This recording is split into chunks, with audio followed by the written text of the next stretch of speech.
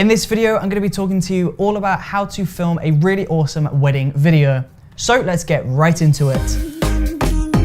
Hey, what's up? It's Chris from Brooker Films, and yes, in today's video we're talking all about wedding videography, wedding films, whatever you want to call it. We're talking all about filming weddings and making a really awesome video. Now, a typical wedding can be broken down into three main parts. We have the preparation, and this is hair, makeup, and clothing. We have the ceremony, and this is where you hear the vows. And then we move on to the reception, and this is where you will see speeches, the first dance, and the cutting of the cake. It's really important that you film everything correctly first time because there are no second takes when it comes to filming a wedding. If the bride-to-be says I do and for some reason the sound messes up, unfortunately you can't ask her to say it again. You're capturing a real life event. This isn't a movie set. There's no retakes, there's no reshoots. You have to get it right first time. So of course the pressure of getting it right can make weddings a little bit stressful, but as long as you're prepared and as long as you go into a wedding knowing how to handle each and every situation, then you shouldn't mess up and you should produce an amazing wedding film. So that brings me on to my first tip, and that is to be completely invisible. When you're filming a wedding video, you are not being invited as a guest. You shouldn't be making loads of conversation with the bride, the groom, the guests. You're simply a fly on the wall capturing the event. So it's your job to be as invisible as possible. And of course, this isn't just limited to having conversations with the guests of the wedding. It's also really important that you keep your distance when you're filming. So let me give you an example. If the couple are at the top of the altar, they're giving their vows, you don't want to be within 1 meter of them, because if you do, you're going to be too obtrusive, you're going to be distracting from the wedding, and unfortunately, everyone's going to be really annoyed with you because you're getting in the way. So I would definitely recommend standing back a little bit and using a zoom lens to get up close and personal. Of course, when you're using the zoom lenses and you're zooming in from one side of the church to the other, of course, if you're using a handheld camera, then you're going to get handheld shake. So it's worth investing in a tripod or a monopod so you can run around, keep your distance, but still get nice up close and personal with your filming. So as well as limiting your conversations with the guests and as well as keeping your distance, it's also really important that you do not use video lighting. Weddings can be really difficult to shoot for many reasons, but not being able to control the light is one of the most frustrating and one of the most difficult parts of filming a wedding. Now, in the past when I've filmed weddings, most of the churches that I've filmed in have been really dark. And the wedding reception, these typically take place in the evening once it's gone dark. And of course, this is a party, so the lights will be dropped, and this makes your job as a camera operator extremely difficult. But under no circumstances should you fire up a massive LED panel and throw light into the scene. Unfortunately, I've seen this done in the past. I've assisted on a few weddings, and the person that was hiring me to shoot B-cam for the weddings, they threw up big LED panels and the guests were unhappy. It made people really conscious that the cameras were there, and it just made a really awkward environment for everybody. So the best thing that you can do is to invest in a good set of camera lenses, that can get a really low aperture. If you can get your aperture open to around f1.8, f1.4, then you're going to let more light into the camera sensor, and this means you won't have to add more light into the scene. The whole point of being a wedding videographer is to create an amazing video first and foremost, but secondly, you need to disappear into the shadows. You want to let the event happen, you want to let the wedding happen, and you want to let people forget about the camera. Most people, unfortunately, are not camera trained, so when people see a camera running around, they're going to get self-conscious, and that's going to affect the way that they behave. They might do things, they might not do things, they might awkwardly look into the camera, and this is just going to ruin the footage, and it's going to make everybody feel uncomfortable. So limit your conversation with the guests, stand back, don't get too close, and do not use harsh video lights when you're filming wedding films. Now, my next tip is all about sound.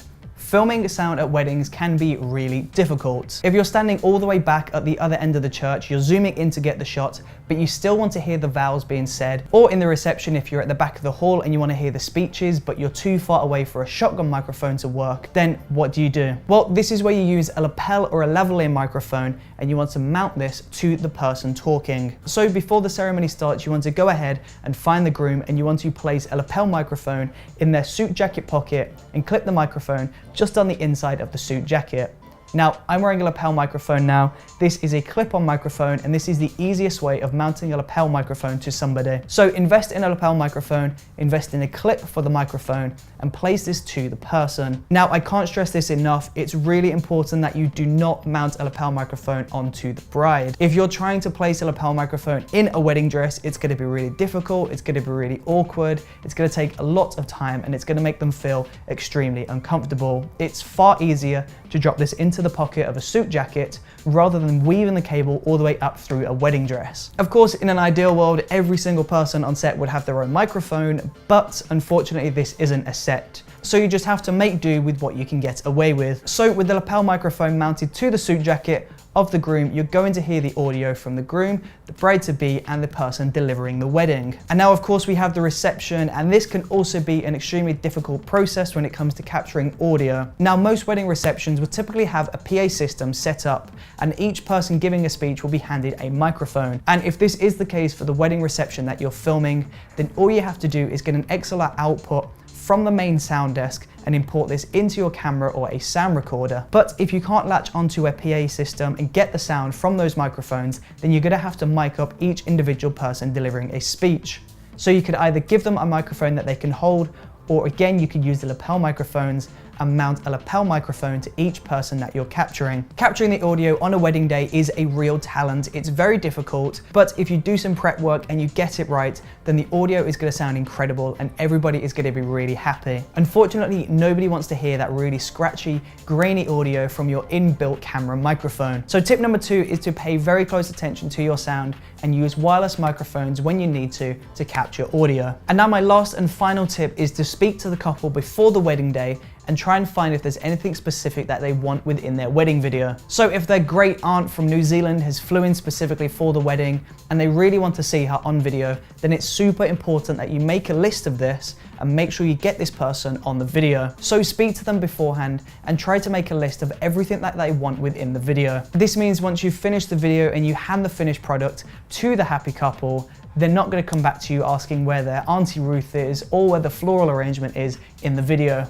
If you've got a clear list and you're able to tick everything off on the day when you're filming, then you're going to be 100% sure that you've captured everything that the couple insisted on, and they're going to be really happy with the footage. So to quickly recap, you want to be as invisible as possible. You do not want to draw attention to yourself. You want to capture really awesome and really clean sound. Pay very close attention to your sound. And number 3, you want to make sure you've captured everything in the day in full detail. Make sure you've got footage of everything that the couple has specifically requested, and make sure you capture everybody on film and all of the small details within the day that the couple might appreciate within the edit. Unfortunately, with weddings, there's no reshoots. If you mess it up the first time, then you've ruined that person's wedding video for the rest of their life. And although this is a lot of pressure to take on board, wedding videos can be extremely fun, and it can be a really rewarding process when you hand the final film to the happy couple and they're super happy with your work. So pay close attention to these tips, and I'm sure you will produce an amazing wedding film the next time you need to create one. So if you enjoyed this video, then please do let me know in that comment section below, and don't forget to subscribe, check out the previous video, and I will see you tomorrow for another brand new video. Thank you for watching.